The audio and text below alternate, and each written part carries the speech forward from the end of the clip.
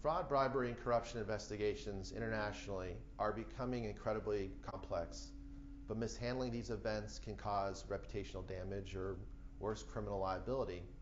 Our clients often ask, what has changed?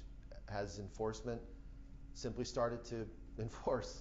For one, the amount and volume of electronic data sources has become just too expansive. Data governance, often overlooked, has resulted in unnecessary custody of stored communications and records. Investigators have more information to sift through. The data is easily recoverable. Monetary recoveries and fines and penalties can be lucrative. The company must know what data it has. Are you at risk? So to avoid costly investigations, even the most sophisticated companies are asking, how do we better comply?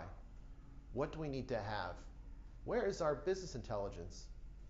We often say, in response, first, seek advice on that vast landscape of regulatory reporting requirements. Those could be, for example, the Foreign Corrupt Practices Act, the Anti-Bribery Act, the requirements of the Securities Exchange Commission. Those are just the large ones. But all of these require understanding where potential violations might be happening.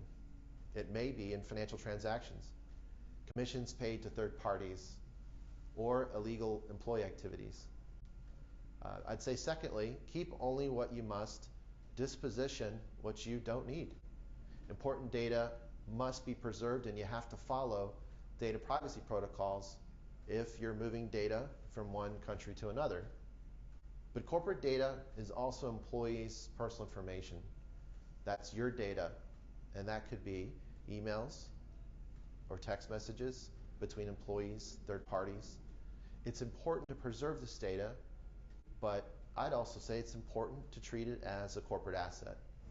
And finally, we'd say employee intelligence and use technology-assisted tools to monitor, to identify, and then act on these improper business activities.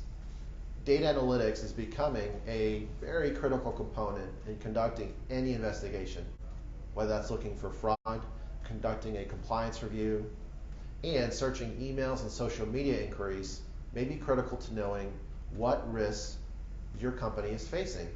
And those risks could be external threats, or they may be threats from within.